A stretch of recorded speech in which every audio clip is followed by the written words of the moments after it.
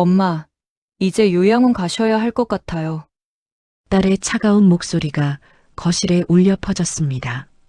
올해 68, 김순희 씨는 믿을 수 없다는 표정으로 딸을 바라봤습니다. 갑자기 무슨 소리야? 엄마가 뭘 잘못했어? 순희 씨는 떨리는 목소리로 물었습니다. 30년을 혼자 키운 딸이었습니다. 남편이 사업 실패 후 집을 나간 뒤 새벽 청소부터 시장 좌판까지 안 해본 일이 없었습니다. 손에 굳은 살이 박이도록 일하며 딸을 대학까지 보냈습니다. 엄마가 잘못한 게 아니라 이제 나도 내 가정이 있잖아요. 엄마 챙기면서 애들 키우고 남편 뒷바라지하는 게 너무 힘들어요. 딸 민지는 눈도 마주치지 않고 말했습니다. 옆에 앉은 사위도 고개를 끄덕이며 거들었습니다. 어머님, 요즘 요양원 시설 정말 좋아요. 같은 또래 분들도 많으시고 프로그램도 다양하고요. 거기가 어머님한테 더 좋을 거예요. 순희 씨는 가슴이 철렁 내려앉았습니다. 겨우 일주일 전까지만 해도 엄마, 우리 집에서 편하게 지내세요라며 웃던 딸이었습니다. 1년 전 딸 부부가 새 아파트로 이사하면서 같이 살자고 먼저 제안했을 때 얼마나 기뻤는지 모릅니다. 민지야, 엄마가 뭔가 실수라도 했니? 말해줘. 고칠게. 아니에요. 그냥 이게 서로한테 나은 거예요. 다음 주까지 짐 정리하시면 될 것 같아요. 딸은 그렇게 말하고는 방으로 들어가 버렸습니다. 순희 씨는 빈 거실에 혼자 남아 멍하니 앉아 있었습니다. 30년 동안 모든 것을 쏟아부은 딸이 이렇게 쉽게 자신을 버릴 줄은 상상도 못했습니다.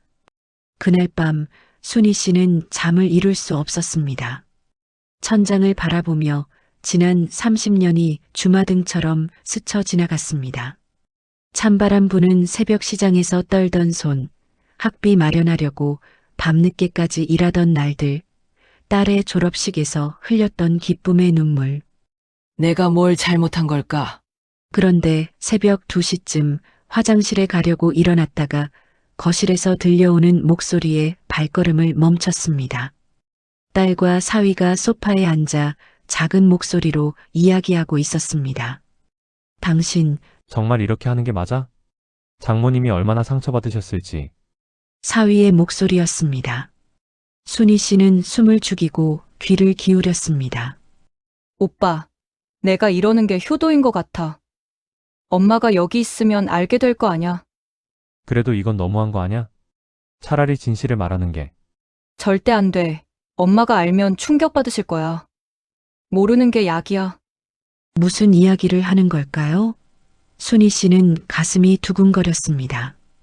자신이 모르는 무언가가 있다는 것, 그리고 그것 때문에 딸이 자신을 요양원에 보내려 한다는 것을 직감했습니다. 다음 날 아침 순희 씨는 아무렇지 않은 척 식탁에 앉았습니다. 딸은 여전히 차갑게 대했지만 순희 씨는 무언가 결심한 듯한 표정이었습니다. 내가 뭘 모른다는 거지. 반드시 알아내야 해. 이것이 김순희 씨의 반격이 시작되는 순간이었습니다. 순희 씨는 그날부터 딸과 사위의 행동을 조심스럽게 관찰하기 시작했습니다.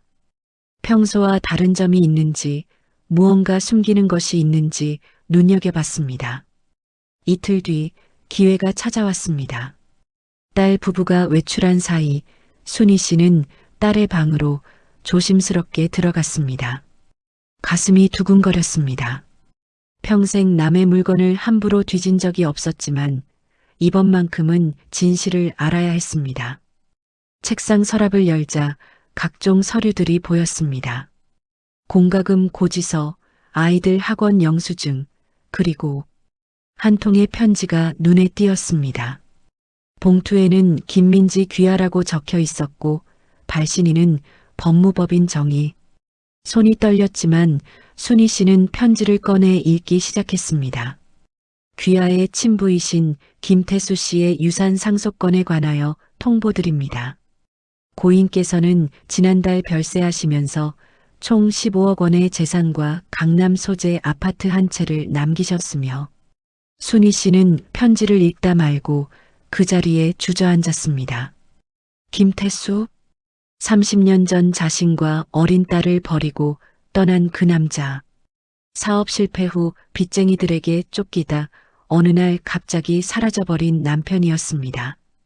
순희 씨는 홀로 남아 온갖 고생을 하며 딸을 키웠습니다. 그런데 그 남자가 죽으면서 15억 원을 남겼다고? 엄마가 알면 충격받으실 거야. 딸의 그 말이 이제야 이해가 됐습니다. 딸은 아버지의 유산을 혼자 차지하려고, 아니 정확히는 어머니가 알게 될까봐 두려워서 자신을 요양원으로 보내려 했던 것입니다. 순희 씨는 편지를 다시 접어넣고 방을 나왔습니다. 배신감에 눈물이 났지만 동시에 묘한 기분도 들었습니다. 그래. 좋아. 이렇게 나오는 거지? 그날 저녁 순희 씨는 평소처럼 저녁 식사를 준비했습니다. 딸 부부가 들어왔을 때도 밝게 웃으며 맞이했습니다. 오늘 너희가 좋아하는 갈비찜 했어. 어서 씻고 와서 먹어. 민지는 어리둥절한 표정으로 어머니를 바라봤습니다. 요양원 이야기 이후 처음으로 어머니가 밝게 웃는 모습이었으니까요. 엄마 기분이 좀 나아지신 거예요? 응. 엄마가 생각해봤는데 너희 말이 맞는 것 같아. 요양원도 나쁘지 않을 것 같더라. 내일 한번 가볼까? 민지와 사위는 놀란 표정으로 서로를 바라봤습니다. 이렇게 쉽게 승낙할 줄은 몰랐던 모양입니다. 정말요? 엄마, 무리하시는 거 아니에요? 아니야. 엄마도 이제 나이 들었으니 전문적인 케어를 받는 게 나을 것 같아. 그런데 말이야. 순희 씨는 잠시 뜸을 들이다가 말을 이었습니다. 요양원 가기 전에 엄마가 정리할 게 좀 있어. 은행도 가봐야 하고 옛날 서류들도 찾아봐야 하고 일주일만 더 시간을 줄래? 아, 네, 당연하죠. 천천히 하세요. 민지는 안도의 한숨을 내쉬며 대답했습니다. 그날 밤 순희 씨는 휴대폰을 꺼내 오랫동안 연락하지 않았던 번호로 전화를 걸었습니다. 여보세요? 변호사님, 저 김순희입니다. 30년 전에 이혼 서류 도와주셨던 아, 순희 씨. 오랜만이시네요. 무슨 일이세요? 상담 좀 받고 싶은데 내일 시간 되시나요? 급한 일이라서요. 순희 씨의 눈빛에는 결연한 의지가 담겨 있었습니다. 이제 더 이상 당하고만 있지 않을 것입니다. 30년 동안 모든 고생을 혼자 견뎌온 자신에게도 권리가 있다는 것을 딸에게 똑똑히 보여줄 것입니다. 다음 날 아침 순희 씨는 은행 좀 다녀올게라는 말만 남기고 집을 나섰습니다. 법률사무소로 향하는 그녀의 발걸음은 어느 때보다 단단했습니다. 법률사무소 문을 열고 들어서는 순희 씨의 손은 여전히 떨리고 있었습니다. 화려한 대리석 바닥과 깔끔한 인테리어가 왠지 자신과는 어울리지 않는 것 같아 주눅이 들었습니다. 어서 오세요. 김순희 씨. 30대 중반으로 보이는 여성 변호사가 밝은 미소로 맞이했습니다. 박지혜 변호사는 30년 전 순희 씨의 이혼 서류를 도와줬던 박 변호사의 딸이었습니다. 아버지께서 지금은 은퇴하셨어요. 제가 사무소를 이어받았습니다. 편하게 앉으세요. 순희 씨는 의자에 앉아 가방에서 며칠 전 몰래 복사해둔 편지를 꺼냈습니다. 손이 떨려서 서류가 바들바들 흔들렸습니다. 박 변호사는 서류를 꼼꼼히 읽어내려갔습니다. 그녀의 표정이 점점 굳어지더니 고개를 들어 순희 씨를 바라봤습니다. 어머님, 이 상속건에 대해 알고 계셨나요? 아니요, 며칠 전에 우연히 알게 됐어요. 딸애가 숨기고 있더라고요. 순희 씨는 눈물을 참으며 그동안의 상황을 설명했습니다. 요양원 이야기, 밤에 엿듣게 된 대화, 그리고 발견한 편지까지. 박 변호사는 심각한 표정으로 고개를 끄덕이며 들었습니다. 어머님, 일단 중요한 사실을 말씀드릴게요. 전 남편분과 이혼하실 때 협의 이혼으로 하셨죠? 네. 그 사람이 빚만 잔뜩 남기고 도망갔을 때였어요. 빨리 정리하고 싶어서. 그때 재산 분할이나 위자료에 대한 청구를 하셨나요? 순희 씨는 고개를 저었습니다. 그런 거 생각할 겨를도 없었어요. 당장 빚쟁이들이 집에 찾아오고 딸에 먹일 것도 걱정이었는데 그냥 빨리 이혼하고 새 출발하고 싶었어요. 박 변호사는 안타까운 표정을 지었습니다. 이혼 당시에 청구하셨다면 좋았을 텐데. 하지만 지금이라도 방법이 있습니다.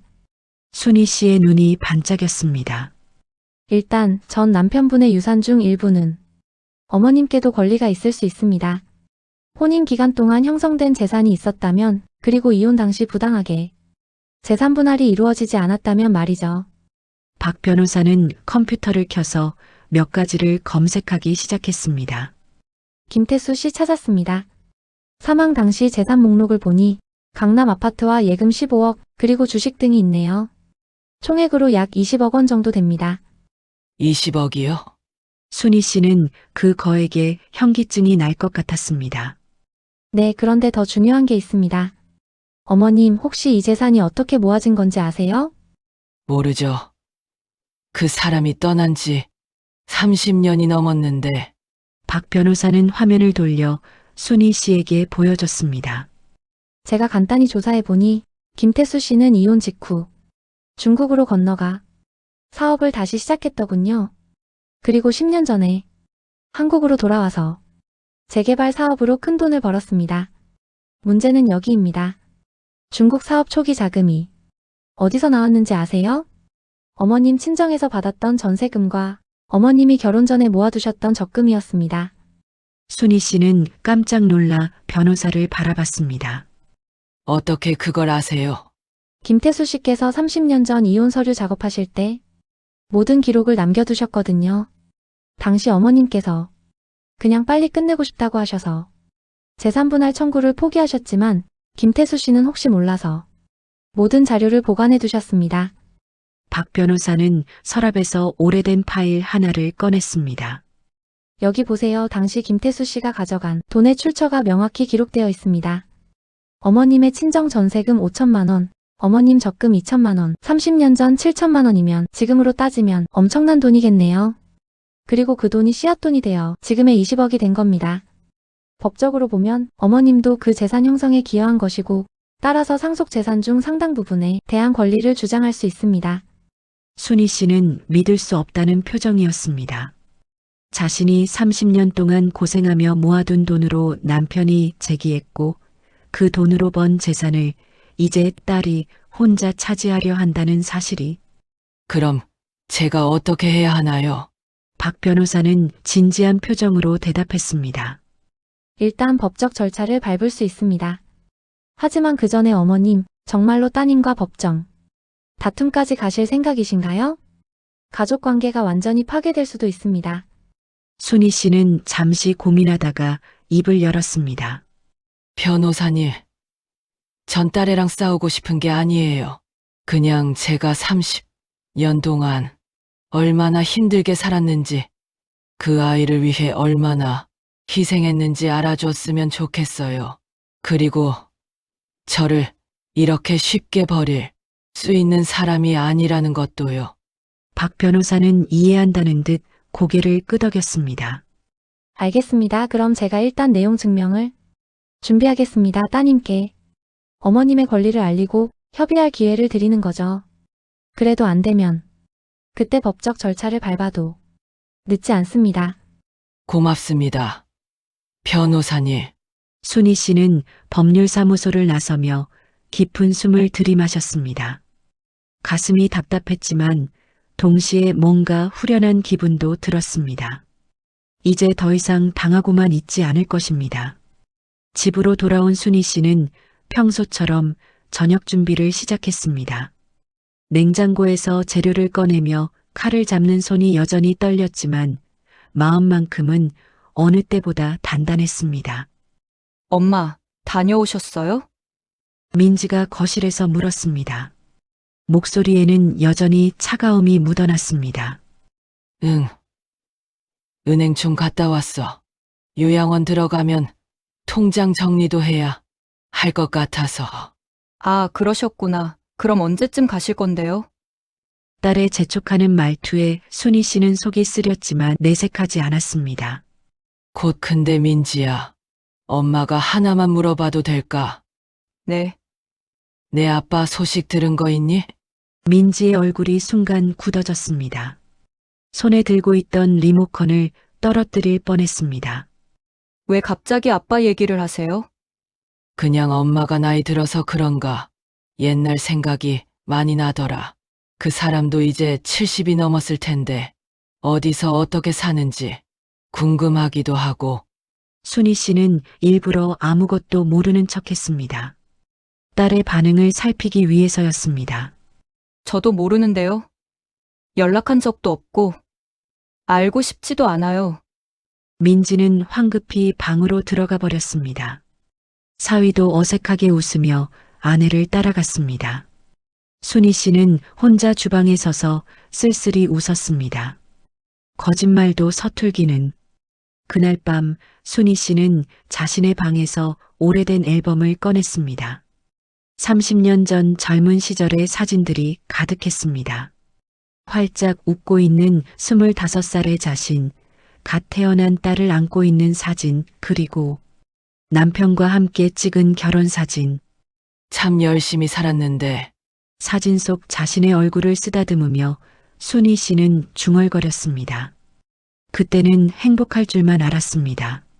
사랑하는 사람과 결혼하고 예쁜 딸을 낳고 평범하지만 따뜻한 가정을 꾸리는 것이 전부였습니다.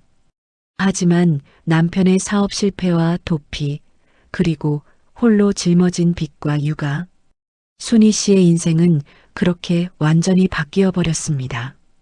그래도 난 최선을 다했어. 딸애를 위해서라면 뭐든 할 수 있었어. 다음 날 택배가 도착했습니다. 법률사무소에서 보낸 서류였습니다. 순희 씨는 조심스럽게 택배를 받아 자신의 방으로 가져갔습니다. 봉투를 뜯자 내용 증명이라는 제목의 문서가 나왔습니다. 박 변호사가 준비해 준 것이었습니다. 내용을 읽어보니 또박또박 정리되어 있었습니다. 김태수 씨의 사망 및 유산 상속에 관한 사실, 이혼 당시 재산 분할이 이루어지지 않은 점, 고 김태수 씨의 초기 사업 자금이 김순희 씨의 재산이었다는 증거, 따라서 상속 재산의 일부에 대한 권리 주장, 그리고 마지막에는 이렇게 적혀 있었습니다. 본 내용 증명 수령 후 2주 이내에 협의를 요청하며 협의가 이루어지지 않을 시 법적 절차를 진행할 것을 통보합니다. 순희 씨는 깊은 숨을 들이마셨습니다. 이제 정말로 돌아갈 수 없는 다리를 건너는 것이었습니다. 미안해. 민지야 하지만 엄마도 존중받을 권리가 있어. 저녁 식사 자리 순희 씨는 평소처럼 밥을 차렸습니다. 민지와 사위가 자리에 앉자 순희 씨는 조용히 내용 증명 사본 한 부를 식탁 위에 놓았습니다. 이게 뭐예요? 민지가 서류를 집어들었습니다. 첫 줄을 읽자마자 그녀의 얼굴이 새하얘졌습니다. 엄마 이게 무슨 짓이에요? 엄마가 무슨 짓, 내가 먼저 시작한 거잖니. 순희 씨는 차분하지만 단호한 목소리로 말했습니다. 내 아빠가 돌아가셨다는 거, 유산이 있다는 거 다 알고 있어. 그리고 내가 엄마한테 그걸 숨기고 요양원에 보내려고 했다는 것도. 저는 민지는 말을 잇지 못했습니다. 사위도 당황한 표정으로 두 사람을 번갈아 봤습니다. 엄마가 30년 동안 너 하나 키우려고 얼마나 고생했는지 알아? 새벽같이 일어나 청소하고 밤늦게까지 시장에서 장사하고 손이 얼어서 감각이 없어도 참고 일했어. 너 학원비 대려고 한 끼를 굶은 적도 한두 번이 아니야. 순희 씨의 목소리가 떨렸습니다. 그런데 내가 엄마한테 이럴 수가 있니? 내 아빠 유산 받는 건 내 권리니까. 엄마가 뭐라 안 해 하지만 최소한 엄마한테 말은 했어야지 숨기고 엄마를 요양원에 쳐넣으려고 하다니. 엄마, 저는 엄마를 위해서. 위해서? 엄마가 알까봐 두려웠던 거지. 그 돈이 원래 누구 돈으로 모인 건지 알아? 순희 씨는 서류를 가리키며 말했습니다. 엄마, 친정 전세금, 엄마가 결혼 전에 모아둔 적금. 내 아빠는 그 돈 들고 도망가서 사업했고 그걸로 돈을 번 거야. 그러니까 그 돈의 절반은 원래 엄마 돈이었어. 민지는 서류를 떨리는 손으로 읽기 시작했습니다. 읽을수록 얼굴이 점점 더 창백해졌습니다. 엄마 정말 법적으로 다투실 거예요? 그건 내가 어떻게 하느냐에 달렸어. 엄마는 내가 먼저 진심으로 사과하고 제대로 된 대화를 했으면 좋겠어. 순희 씨는 자리에서 일어났습니다. 2주 동안 생각해봐. 엄마도 생각할 거야. 우리가 정말 법정까지 가야 하는지, 아니면 가족으로서 이 문제를 풀 수 있는지. 그렇게 말하고 순희 씨는 방으로 들어가 문을 닫았습니다. 뒤에서 민지가 흐느끼는 소리가 들렸지만 순희 씨는 마음을 굳게 먹었습니다. 이제 공은 내게 넘어갔어. 민지야. 내용 증명을 받은 후 사흘이 지났습니다. 그 사이 집안 분위기는 얼어붙었습니다. 민지는 어머니와 눈도 마주치지 않았고 사위는 어색하게 중재하려다가 포기한 상태였습니다. 순희 씨는 평소처럼 집안일을 했습니다. 밥을 하고 빨래를 하고 청소를 했습니다. 하지만 예전처럼 정성을 들이지는 않았습니다. 딸을 위해 무조건 희생하던 시절은 끝났습니다. 나흘째 되는 날 저녁, 민지가 조심스럽게 어머니 방문을 두드렸습니다. 엄마 들어가도 돼요? 그래. 들어와. 민지는 방에 들어와 어머니 앞에 무릎을 꿇었습니다. 눈이 퉁퉁 부어 있었습니다. 엄마, 죄송해요. 정말 정말 죄송해요. 민지는 눈물을 흘리며 말했습니다. 전 그냥 엄마가 충격받으실까봐 걱정했어요. 아빠가 그렇게 많은 돈을 가지고 있었는데도 우리한텐 연락도 안 하고 엄마가 그 사실을 알면 너무 분해하실 것 같았어요. 그래서 엄마를 요양원에 보내려고 한 거니? 그것도 잘못 생각한 거예요. 제가 너무 겁이 났어요. 엄마가 아빠 유산 얘기를 알게 되면 저한테 실망하실까봐. 그래서 엄마를 멀리 떨어뜨려 놓으면 모르실 거라고 생각했어요. 민지는 계속 울면서 말했습니다. 하지만 제가 정말 바보였어요. 엄마가 저를 위해 얼마나 희생하셨는지, 얼마나 힘들게 사셨는지 당연하게 생각했어요. 엄마는 항상 강하시니까, 항상 제 편이니까 제가 뭘 해도 이해해 주실 거라고 착각했어요. 순희 씨는 말없이 딸을 바라봤습니다. 가슴 한편이 아팠지만 쉽게 용서할 수는 없었습니다. 민지야. 엄마가 너한테 실망한 건 유산 때문이 아니야. 내가 엄마를 믿지 않고 엄마를 존중하지 않았다는 거야. 알아요. 이제 알아요. 그리고 말이야. 순희 씨는 잠시 말을 멈췄다가 이어갔습니다. 엄마는 내 아빠 유산 다 달라는 게 아니야. 엄마도 권리가 있다는 걸 내가 인정해줬으면 좋겠어. 그리고 앞으로는 엄마를 가족으로 동등한 사람으로 대해줬으면 해. 민지는 어머니를 꼭 껴안았습니다. 순희 씨도 딸을 안으며 눈물을 흘렸습니다. 미안해요. 엄마 정말 미안해요. 앞으로 절대 이런 일 없을 거예요. 엄마 유산 받으실 권리 당연히 인정할게요. 아니, 엄마가 더 많이 받으셔야 해요. 엄마가 없었으면 저도 없었을 거고 그 돈도 원래 엄마 거였으니까. 두 사람은 한참을 울다가 진정했습니다. 민지가 눈물을 닦으며 말했습니다. 엄마, 그런데 제가 하나 고백할 게 있어요. 사실 아빠한테 유산이 있다는 걸 알게 된 게 한 달 전인데요. 그 사이에 제가 알게 된 게 있어요.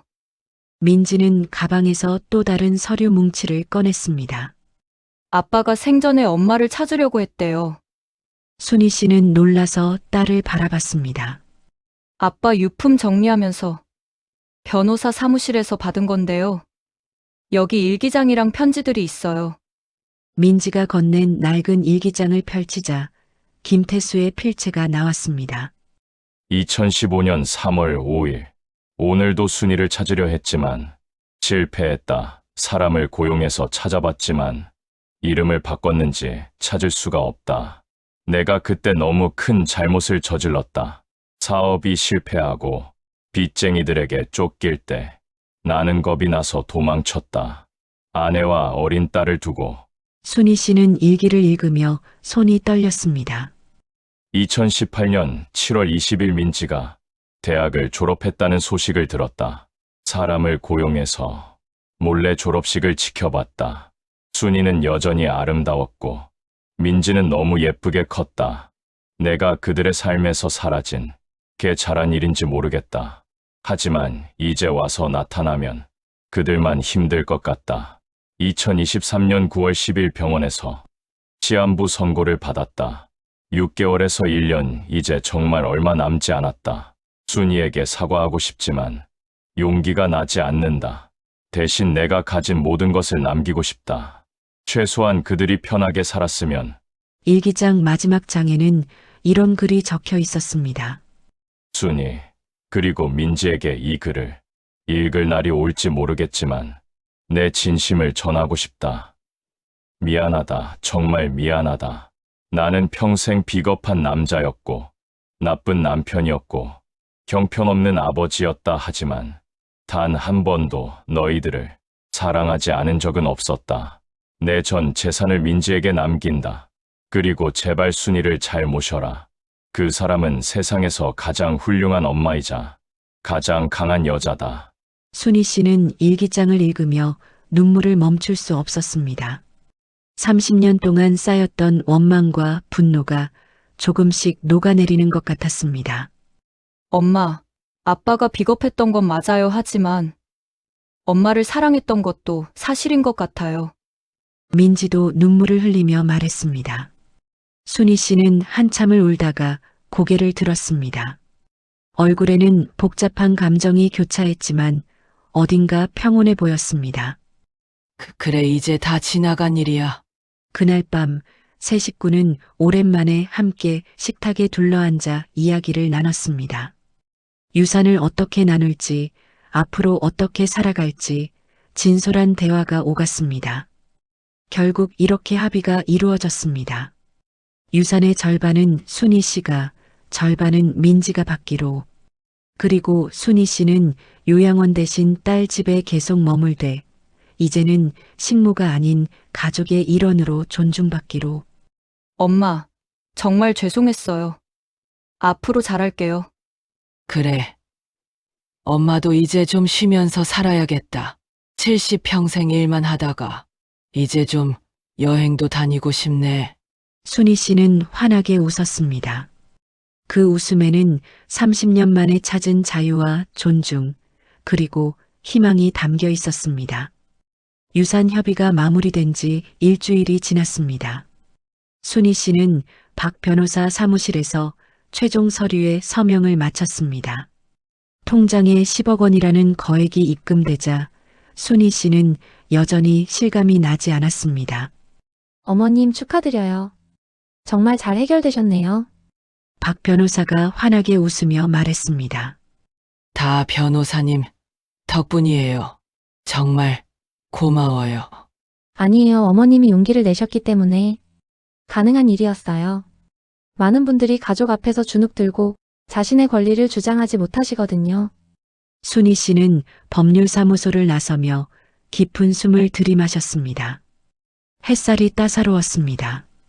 70평생 이렇게 가벼운 마음으로 길을 걸어본 적이 없었습니다. 그때 휴대폰이 울렸습니다. 민지였습니다. 엄마, 다 끝나셨어요? 응. 방금 나왔어.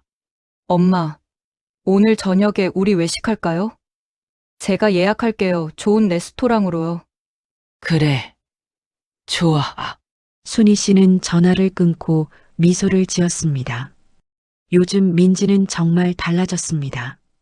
매일 아침 어머니께 커피를 가져다 드리고 퇴근 후에는 함께 산책을 하자고 했습니다. 손주들도 할머니에게 더 많은 시간을 보내려고 노력했습니다. 하지만 순희 씨는 알고 있었습니다. 이 변화가 영원히 지속되려면 자신도 달라져야 한다는 것을, 더 이상 모든 것을 참고 희생하는 엄마가 아니라 자신의 삶을 사는 한 사람으로 살아야 한다는 것을. 그날 저녁 고급 레스토랑에서 가족이 모였습니다. 민지는 샴페인을 주문했습니다. 엄마, 새로운 시작을 축하해요. 그리고 제가 못난 딸이었던 것. 다시 한번 사과드려요. 그만해. 이제 다 지나간 일이야. 순희 씨는 샴페인 잔을 들었습니다. 처음 마셔보는 샴페인이었지만 기분이 좋았습니다. 장모님, 그런데 앞으로 뭐 하고 싶으세요? 사위가 조심스럽게 물었습니다. 글쎄, 나는 평생 일만 했잖아. 이제 좀 쉬면서 살고 싶어. 여행도 가고, 취미 생활도 해보고. 좋은 생각이에요. 엄마, 어디 가고 싶으세요? 제주도는 어때? 엄마 평생 제주도 한 번도 못 가봤어. 정말요? 그럼 우리 가족 여행 가요. 제가 예약할게요. 민지가 신나서 말했습니다. 하지만 순희 씨는 고개를 저었습니다. 아니야. 엄마 혼자 갈래? 민지와 사위가 놀란 표정으로 바라봤습니다. 엄마도 혼자만의 시간이 필요해. 평생 누군가를 위해 살았잖아. 이제는 엄마 자신을 위해 살고 싶어. 걱정 마. 요즘 혼자 여행하는 어르신들 많대. 순희 씨는 단호하게 말했습니다. 그리고 말이야. 엄마가 결심한 게 또 있어. 뭔데요? 원룸 하나 얻어서 나가서 살까 해. 엄마, 왜요? 저희가 뭘 잘못했어요? 민지가 당황해서 물었습니다. 잘못한 거 없어. 근데 엄마도 내 공간이 필요해. 너희 집에 있으면 자꾸 눈치 보게 되고 집안일도 안 할 수가 없더라. 따로 살면서 가끔 만나는 게 서로한테 더 좋을 것 같아. 하지만 엄마, 민지야, 엄마 말 들어줘. 이게 엄마가 진짜 원하는 거야. 가까운 데 얻을 테니까 자주 보면 되잖아. 순희 씨의 눈빛은 확고했습니다. 민지는 한참을 망설이다가 고개를 끄덕였습니다. 알겠어요. 엄마가 원하시는 대로 하세요. 대신 정말 가까운 데로 구하세요. 그리고 뭐 필요하시면 언제든 말씀하시고요. 고마워. 딸을. 식사를 마치고 집으로 돌아오는 길, 순희 씨는 거리를 바라보며 생각했습니다. 70년을 살면서 처음으로 자신만을 위한 선택을 하는 것이었습니다. 다음 날부터 순희 씨는 부동산을 다니기 시작했습니다. 딸네 집에서 걸어서 10분 거리에 깔끔한 원룸을 찾았습니다. 햇볕이 잘 들고 작지만 아늑한 공간이었습니다. 어머님, 이 집 정말 괜찮아요. 근처에 시장도 있고, 공원도 가깝고, 혼자 사시기 딱 좋아요. 부동산 중개인이 말했습니다. 네. 여기로 할게요. 계약을 마치고 나오는 길, 순희 씨는 가볍게 콧노래를 흥얼거렸습니다. 70평생 처음으로 온전히 자신만의 공간을 갖게 된 것입니다. 일주일 후 이사하는 날이었습니다. 짐이라고 해봤자 옷가지와 몇 가지 살림살이가 전부였습니다. 민지와 사위가 도와주러 왔습니다. 엄마, 정말 이것뿐이에요? 응. 엄마 필요한 거 별로 없어. 나머지는 새로 살 거야. 순희 씨는 빈 방을 둘러보며 만족스러운 표정을 지었습니다. 엄마, 침대랑 냉장고, 세탁기는 제가 새 거로 사드릴게요. 아니야. 엄마가 살게. 엄마도 이제 돈 있잖아. 순희 씨는 웃으며 말했습니다. 그리고 민지야. 열쇠 하나 줄게 급한 일 있으면 언제든 오고 하지만 미리 전화는 하고. 네. 엄마 알겠어요. 민지는 눈물을 글썽이며 어머니를 꼭 껴안았습니다. 엄마, 행복하세요. 앞으로 엄마가 하고 싶은 거 다 하시면서 사세요. 그럴게. 너도 행복해. 가족들이 돌아간 후 순희 씨는 혼자 빈 방에 앉아 있었습니다. 고요했지만 외롭지 않았습니다. 오히려 평온했습니다. 창밖으로 노을이 지고 있었습니다. 순희 씨는 창가에 서서 하늘을 바라봤습니다. 이제 시작이야. 나만의 인생. 그날 밤 순희 씨는 새 공간에서의 첫날 밤을 맞이했습니다. 낯선 침대였지만 편안했습니다. 잠들기 전 휴대폰으로 제주도 여행 정보를 검색했습니다. 다음 주에 가볼까? 순희 씨는 미소를 지으며 예약 버튼을 눌렀습니다. 70년 만에 처음으로 떠나는 혼자만의 여행. 설레는 마음을 안고 잠이 들었습니다. 제주공항에 내린 순희 씨는 따뜻한 바람에 가슴이 뛰었습니다. 평생 처음 타는 비행기, 평생 처음 오는 제주도. 모든 것이 낯설고 신기했습니다. 할머니 택시 타실 거예요? 공항 앞에서 택시 기사가 물었습니다. 아니요. 버스 타려고요. 순희 씨는 미리 조사해둔 대로 공항 버스를 탔습니다. 창밖으로 펼쳐지는 제주도 풍경이 아름다웠습니다. 푸른 바다, 높은 하늘, 그리고 한라산. 숙소는 조용한 마을에 있는 작은 게스트하우스였습니다. 젊은 사장님이 반갑게 맞아주었습니다. 어머님 혼자 오셨어요? 대단하시네요. 허허. 늙어서. 용기 좀 냈어요. 방은 이쪽이에요. 불편하신 거 있으면 언제든 말씀하세요. 방은 아담하고 깨끗했습니다. 창문을 열자 바다가 보였습니다. 순희 씨는 한참 동안 바다를 바라봤습니다. 가슴이 탁 트이는 기분이었습니다. 저녁 때가 되어 게스트하우스 식당으로 내려갔습니다. 다른 투숙객들이 몇 명 있었습니다. 대부분 젊은 사람들이었지만 한쪽 구석에 자신과 비슷한 나이로 보이는 남자분이 혼자 앉아 계셨습니다. 여기 앉으셔도 돼요. 사장님이 그 남자분 맞은편 자리를 안내했습니다. 실례합니다. 순희 씨가 앉자 남자분이 고개를 들어 웃으며 인사했습니다. 안녕하세요. 저도 혼자 여행 중입니다. 박영수라고 합니다. 김순이에요. 반갑습니다. 순희 씨도 혼자 오셨어요. 요즘 시니어 혼자 여행 많이 하시더라고요. 저도 이번이 처음인데 좋네요. 두 사람은 자연스럽게 대화를 나누기 시작했습니다. 박영수 씨는 70이 넘은 전직 교사였습니다. 1년 전에 아내를 먼저 보내고 슬픔을 이겨내기 위해 여행을 시작했다고 했습니다. 제주도는 처음이세요? 네. 평생 처음이에요. 사실 여행이라는 것 자체가 처음이에요. 그러세요. 그럼 내일 같이 돌아보실래요? 저는 한 달째 있어서 이곳 구석구석 다 아는데. 정말요? 그럼 감사하죠. 다음 날부터 두 사람은 함께 제주도를 여행했습니다. 박영수 씨는 숨은 명소들을 알고 있었습니다. 관광객이 많은 곳 대신 조용한 해변, 예쁜 올레길, 맛있는 로컬 식당들을 소개해 주었습니다.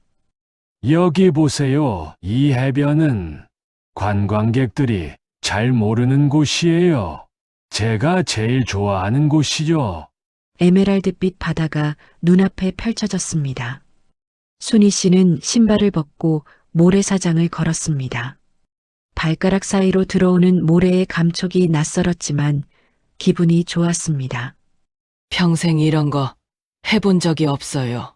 저도 그랬어요.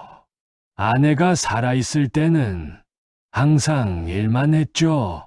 교사 생활하면서 주말에도 학생들 상담하고 시험 문제 만들고 여행 같은 건 사치라고 생각했어요.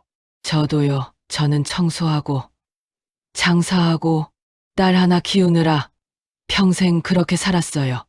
그런데 이제 보니까 우리 인생도 중요한 거더라고요. 남을 위해서만 사는 게 미덕이 아니라 나 자신도 소중히 여기는 게 진짜 미덕인 것 같아요. 박영수 씨의 말에 순희 씨는 고개를 끄덕였습니다. 맞아요. 저도 최근에 깨달았어요. 두 사람은 해변을 걸으며 각자의 이야기를 나눴습니다. 순희 씨는 전 남편 이야기, 딸과의 갈등, 그리고 유산 문제까지 솔직하게 털어놨습니다. 박영수 씨는 묵묵히 들어주었습니다. 잘 해결하셨네요. 자신의 권리를 찾는 건 당연한 일이에요. 근데 미안한 마음도 들어요. 딸이랑 그렇게까지 싸워야 했나 싶어서. 아니에요. 그게 진짜 사랑이에요. 무조건 참고 희생하는 게 사랑이 아니라 서로를 존중하는 관계를 만드는 게 사랑이죠. 순희 씨가 용기를 내셨기 때문에 따님도 배우신 거예요. 박영수 씨의 말에 순희 씨는 마음이 한결 가벼워졌습니다. 일주일이 금방 지나갔습니다. 두 사람은 매일 함께 제주도를 탐험했습니다. 오름에도 올라가고 해녀 체험도 하고 감귤밭도 구경했습니다. 순희 씨는 평생 이렇게 웃어본 적이 없었습니다. 마지막 날 저녁 두 사람은 바닷가 카페에 앉아 있었습니다. 순희 씨, 서울로 돌아가시면 연락하고 지낼 수 있을까요? 박영수 씨가 조심스럽게 물었습니다. 물론이죠. 저도 그러고 싶었어요. 사실은요, 제가 요즘 외로움을 많이 느꼈거든요. 아내가 떠난 후에 혼자 지내는 게 쉽지 않더라고요. 근데 순희 씨랑 이야기하면서 많이 위로받았어요. 저도요. 영수 씨 덕분에 정말 행복한 시간 보냈어요. 두 사람은 연락처를 교환했습니다. 순희 씨는 가슴이 두근거렸습니다. 70평생 처음으로 친구가 생긴 것 같았습니다. 아니, 어쩌면 친구 이상의 무언가일지도 모른다는 생각이 들었습니다. 다음 날 아침 공항으로 가는 버스 안에서 순희 씨는 창밖을 바라봤습니다. 제주도의 풍경이 아쉽게 지나갔습니다. 휴대폰에 문자가 왔습니다. 박영수 씨였습니다. 서울 도착하시면 연락 주세요. 커피 한 잔해요. 제가 알고 있는 좋은 카페 있습니다. 순희 씨는 미소를 지으며 답장을 보냈습니다. 네. 그러죠. 기대할게요. 비행기가 하늘로 떠올랐습니다. 순희 씨는 창밖의 구름을 보며 생각했습니다. 인생의 새로운 장이 열리는 것 같았습니다. 서울로 돌아온 순희 씨는 박영수 씨와 일주일에 2~3번씩 만나 커피를 마셨습니다. 처음에는 가까운 카페에서 만났지만 점점 박물관도 가고 연극도 보러 다녔습니다. 엄마, 요즘 표정이 좋아 보이세요. 어느 날 저녁 딸네 집에 저녁 먹으러 갔을 때 민지가 말했습니다. 그래. 엄마 요즘 친구 생겼어. 친구요? 누구세요? 제주도에서 만난 분인데 영수 씨라고 전직 교사셨대. 민지는 눈을 반짝이며 물었습니다. 혹시 남자분이세요? 응, 왜? 엄마, 혹시 연애하시는 거예요? 순희 씨는 얼굴이 빨개졌습니다. 무슨 소리야? 그냥 친구야, 친구. 에이, 엄마도. 요즘 시니어 분들 연애 많이 하세요. 괜찮아요.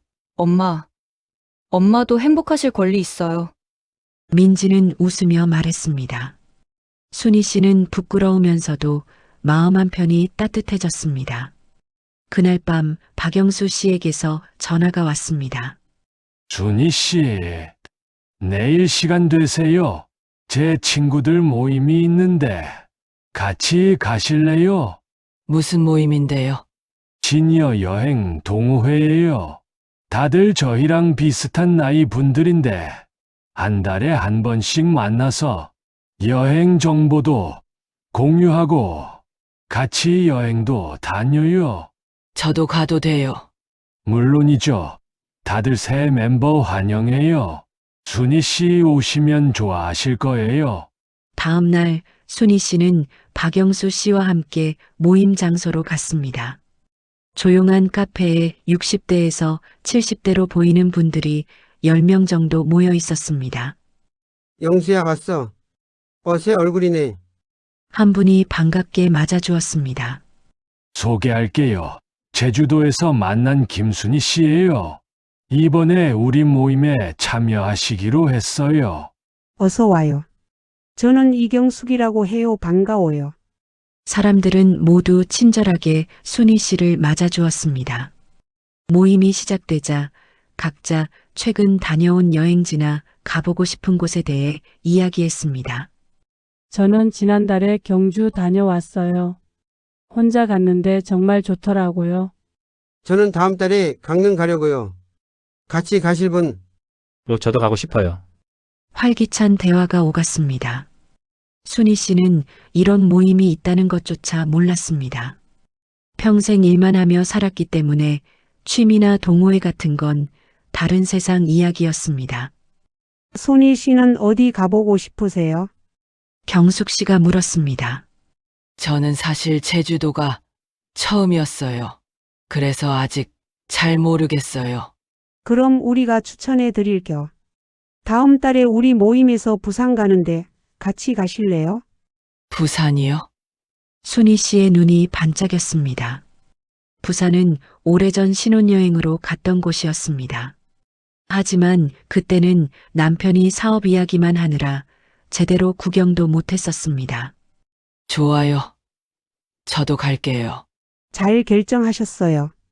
모임이 끝나고 나오는 길, 박영수 씨가 물었습니다. 어때요? 분위기 괜찮죠? 네. 정말 좋아요. 다들 밝으시고 활기차세요. 다들 한 번씩 인생의 힘든 시기를 겪으신 분들이에요. 저처럼 배우자를 먼저 보낸 분들도 있고, 순희 씨처럼 혼자 고생하며 자식 키우신 분들도 있고, 근데 이제 우리끼리 의지하며 재미있게 살자고 모인 거죠. 멋지네요. 순희 씨도 이제 우리 멤버예요. 앞으로 자주 봐요. 그날 밤 순희 씨는 원룸에 돌아와 일기를 쓰기 시작했습니다. 오래전에 샀던 예쁜 노트였지만 한 번도 쓸 기회가 없었던 것이었습니다. 오늘 새로운 친구들을 만났다. 70평생 처음으로 내 친구가 생겼다. 늦었지만 지금이라도 이런 시간을 가질 수 있어서 감사하다. 민지도 나를 응원해주고 영수 씨도 옆에 있어주고 이제 진짜 내 인생을 살 수 있을 것 같다. 다음 주 순희 씨는 시니어 컴퓨터 교실에도 등록했습니다. 스마트폰은 민지가 사준 지 오래됐지만 전화와 문자 외에는 제대로 사용할 줄 몰랐습니다. 할머니 이거 보세요. 여기 누르면 인터넷이 돼요. 젊은 강사가 친절하게 가르쳐 주었습니다. 오, 신기하네. 순희 씨는 처음으로 인터넷 검색을 해봤습니다. 여행지 정보, 맛집, 문화 강좌. 세상에는 정말 많은 것들이 있었습니다. 수업이 끝나고 집으로 오는 길, 순희 씨는 신이 났습니다. 이제 인터넷으로 여행 정보도 찾아보고 온라인 쇼핑도 할 수 있을 것 같았습니다. 원룸에 도착해서 새로 배운 대로 유튜브를 켰습니다. 시니어 여행 영상들이 많이 나왔습니다. 순희 씨는 하나하나 보며 메모를 했습니다. 다음에는 유럽도 가보고 싶네. 그때 민지에게서 전화가 왔습니다. 엄마, 내일 저녁 같이 드실래요? 미안. 내일은 안 돼. 영수 씨랑 연극 보러 가기로 했어. 오, 엄마. 진짜 연애하시는 거 아니에요? 그냥 친구라니까. 근데 민지야, 엄마가 다음 달에 부산 여행 가. 정말요? 누구랑요? 모임 사람들이랑 2박 3일로 다녀올 거야. 와, 엄마 대단하시다. 저보다 더 활발하신 거 아니에요? 민지의 목소리에서 진심 어린 기쁨이 느껴졌습니다. 그래. 엄마도 이제 좀 살아볼게. 너무 늦은 건 아니지? 전혀요. 엄마, 정말 보기 좋아요. 앞으로도 하고 싶은 거 다 하세요. 전화를 끊고 순희 씨는 창밖을 바라봤습니다. 노을이 아름답게 물들어가고 있었습니다. 아직 늦지 않았어. 이제 시작이야. 부산 여행을 일주일 앞둔 어느 날 밤 민지에게서 급한 전화가 왔습니다. 엄마 집에 좀 와주실 수 있어요? 목소리가 떨리고 있었습니다. 왜? 무슨 일이야? 그냥 엄마가 필요해요. 순희 씨는 급히 외투를 걸치고 딸네 집으로 향했습니다. 10분 거리였지만 가슴이 두근거렸습니다. 문을 열고 들어서자 민지가 소파에 앉아 울고 있었습니다. 사위는 보이지 않았습니다. 민지야. 무슨 일이야? 순희 씨는 딸 옆에 앉아 등을 쓰다듬어 주었습니다. 엄마 준호 오빠가 회사에서 구조조정 당했대요. 뭐, 갑자기 회사가 어려워졌다면서. 이번 달 말로 퇴사래요. 우리 대출도 많은데 애들 학원비도 있는데 어떡해요, 엄마. 민지는 어머니 품에 안겨 어린아이처럼 울었습니다. 괜찮아. 괜찮아. 일단 진정하고 생각해보자. 순희 씨는 딸을 안으며 말했습니다. 순간 예전 기억이 떠올랐습니다. 30년 전 남편이 사업에 실패하고 빚만 남겼을 때 자신도 이렇게 무너졌었습니다. 준호는 어디 갔어? 친구 만나러 갔어요. 충격받아서 술 마시러 간 것 같아요. 그래, 힘들겠구나. 순희 씨는 주방으로 가서 따뜻한 차를 끓였습니다. 민지에게 건네주며 말했습니다. 일단 마시고 천천히 이야기해봐. 얼마나 급한 상황이야? 이번 달 대출 이자만 200만 원이에요. 그리고 애들 학원비, 생활비. 오빠 월급 없으면 감당이 안 돼요. 제 월급만으로는. 민지는 다시 눈물을 흘렸습니다. 엄마 제가 너무 안일했나 봐요. 오빠 월급 믿고 이것저것 다 시켰는데 이제 어떡하죠? 순희 씨는 잠시 생각하다가 입을 열었습니다. 민지야, 당장 급한 거는 엄마가 도와줄게. 엄마 아니에요. 엄마 돈은 엄마 거예요. 전 괜찮아요. 무슨 소리야? 가족인데 엄마가 유산 받은 것도 결국 내 아빠 돈이잖아. 그리고 엄마는 지금 쓸 데도 별로 없어. 하지만 대신 조건이 있어. 순희 씨는 단호하게 말했습니다. 이번 기회에 너희 생활을 좀 정리해. 애들 학원 줄이고 불필요한 지출 줄이고 그리고 준호 새 일자리 찾을 때까지 엄마가 생활비 보태줄 테니까 너무 조급해하지 마. 엄마, 근데 민지야, 엄마 말 명심해. 이건 빌려주는 게 아니라 주는 거야. 갚으려고 하지 마. 대신 앞으로 너희끼리 잘 살아. 그게 엄마한테 제일 큰 선물이야. 민지는 어머니를 꼭 껴안으며 소리내어 울었습니다. 엄마, 고마워요. 정말 정말 고마워요. 제가 예전에 엄마한테 그렇게 했는데도 됐어. 그건 다 지나간 일이야. 우리 이제 진짜 가족이잖아. 그날 밤 순희 씨는 딸네 집에서 묵었습니다. 사위가 늦게 들어왔을 때 순희 씨는 거실에서 기다리고 있었습니다. 사위는 술에 취한 얼굴로 고개를 숙였습니다. 죄송합니다. 제가 무능해서. 무슨 소리야? 회사 구조조정이 내 잘못이야? 앉아. 순희 씨는 사위를 소파에 앉혔습니다. 준호야, 엄마가 30년 전에 비슷한 일 겪었어. 내 장인어른이 사업 실패하고 도망갔을 때 말이야. 그때 엄마는 세상이 무너지는 줄 알았어. 어떻게 살아야 할지 몰랐지. 근데 결국 살더라고. 하루하루 버티다 보니까 어느새 시간이 지나고 민지도 컸고. 순희 씨는 사위의 어깨를 토닥였습니다. 너도 그럴 거야. 지금은 힘들지만 다시 일어날 수 있어. 나도 도와줄게. 우리 가족이잖아. 사위는 눈물을 흘렸습니다. 어머님 감사합니다. 다음 날 아침 순희 씨는 은행에 가서 500만 원을 찾아 딸에게 건넸습니다. 일단 이걸로 급한 거 해결하고 필요하면 더 말해. 엄마, 정말 감사해요. 꼭 갚을게요. 갚지 마. 엄마 말 안 들어? 순희 씨는 웃으며 말했습니다. 그리고 민지야, 준호한테 전에 새 일자리 찾는 거 조급해하지 말고 천천히 하라고. 그동안 엄마가 있으니까. 그날 저녁 박영수 씨와 만나 커피를 마시며 순희 씨는 오늘 있었던 일을 이야기했습니다. 잘하셨어요.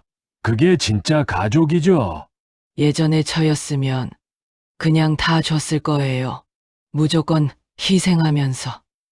근데 이번엔 달라요. 도와주되 제 선을 지키면서. 도와주는 거, 이게 건강한 관계인 것 같아요. 맞아요. 순희 씨가 정말 많이 성장하셨어요. 박영수 씨는 순희 씨의 손을 잡았습니다. 순희 씨, 저 고백할 게 있어요. 네, 저 순희 씨를 좋아합니다. 처음에는 그냥 친구로 생각했는데 만날수록 더 보고 싶고 저희 나이에 이런 말 하는 게 우습지만 제 마음이 그래요. 순희 씨는 얼굴이 빨개졌습니다. 가슴이 두근거렸습니다. 영수 씨, 괜찮아요. 부담 갖지 마세요. 저는 그냥 제 마음을 말하고 싶었어요. 답은 천천히 생각하세요. 순희 씨는 한참을 생각하다가 입을 열었습니다. 영수 씨, 솔직히 말하면 저도 영수 씨가 좋아요. 근데 무서워요. 또다시 누군가에게 의지하고 또 상처받을까봐. 저도 그래요. 아내를 먼저 보내고 너무 아팠거든요. 다시는 사랑하지 않겠다고 생각했어요. 근데 순희 씨를 만나고 나서 마음이 다시 살아나더라고요. 박영수 씨는 순희 씨를 따뜻하게 바라봤습니다. 우리 천천히 가요. 급할 것 없잖아요. 서로 알아가면서 편한 관계를 만들어 가요. 순희 씨는 고개를 끄덕였습니다. 그래요, 천천히. 두 사람은 손을 잡고 카페를 나섰습니다. 거리에는 따뜻한 봄바람이 불고 있었습니다. 부산 여행 날이 다가왔습니다. 순희 씨는 여행 가방을 싸면서 설렜습니다. 시니어 모임 친구들과 함께하는 첫 단체 여행이었습니다. 엄마, 조심히 다녀오세요. 민지가 공항까지 배웅을 나왔습니다. 요즘 사위는 면접을 보러 다니고 있었고 민지도 부업을 시작했습니다. 힘들지만 가족이 하나로 뭉쳐서 위기를 극복하고 있었습니다. 그래, 너도 힘내. 엄마, 돌아오면 맛있는 거 해줄게. 엄마는 이제 그냥 쉬세요. 제가 해드릴게요. 공항에서 박영수 씨와 모임 사람들을 만났습니다. 모두 10명이 함께 부산으로 향했습니다. 손희 씨 드디어 떠나네요. 경숙 씨가 신나게 말했습니다. 네, 정말 기대돼요. 부산에 도착해서 첫날은 해운대 해변을 걸었습니다. 파도 소리, 갈매기 울음소리, 그리고 친구들의 웃음소리가 어우러졌습니다. 사진 찍어요. 다 같이. 모두 모여서 단체 사진을 찍었습니다. 순희 씨는 카메라를 보며 활짝 웃었습니다. 이 순간이 너무나 행복했습니다. 저녁에는 횟집에서 회를 먹었습니다. 여기에 정말 맛있네요. 부산 오면 회를 먹어야지. 모두 즐겁게 식사를 했습니다. 박영수 씨가 순희 씨 옆에 앉아 조심스럽게 손을 잡았습니다. 순희 씨도 손을 꼭 잡아주었습니다. 둘째 날 감천문화마을을 구경하러 갔습니다. 알록달록한 집들과 예쁜 벽화가 가득한 마을이었습니다. 와, 여기 정말 예쁘다. 순희 씨는 사진을 찍으며 감탄했습니다. 예전에는 사진 찍는 것조차 사치라고 생각했는데 이제는 자연스럽게 추억을 남기고 있었습니다. 순희 씨, 저기서 사진 찍어요. 박영수 씨가 예쁜 벽화 앞으로 순희 씨를 이끌었습니다. 두 사람이 나란히 서자 친구들이 사진을 찍어 주었습니다. 우와, 두 분. 정말 잘 어울리세요. 그러게요. 꼭 신혼부부 같아요. 친구들의 장난에 두 사람은 얼굴을 붉혔습니다. 마지막 날 아침 순희 씨는 일찍 일어나 호텔 옥상으로 올라갔습니다. 부산의 아침 풍경이 한눈에 들어왔습니다. 바다, 건물들, 그리고 떠오르는 해. 경치 좋죠? 박영수 씨가 옆에 서며 말했습니다. 네. 정말 아름다워요. 순희 씨, 저 생각해봤는데요. 박영수 씨가 조심스럽게 말을 꺼냈습니다. 우리 진지하게 만나는 거 어때요? 결혼까지는 아니더라도 서로 의지하면서 살 수 있잖아요. 제가 순희 씨 곁에 있고 싶어요. 순희 씨는 박영수 씨를 바라봤습니다. 진심 어린 눈빛이 느껴졌습니다. 영수 씨, 저도 그러고 싶어요. 하지만 제가 결혼까지는 자신이 없어요. 한 번 실패해서. 괜찮아요. 결혼 안 해도 돼요. 저는 그냥 순희 씨와 함께 시간을 보내고 싶어요.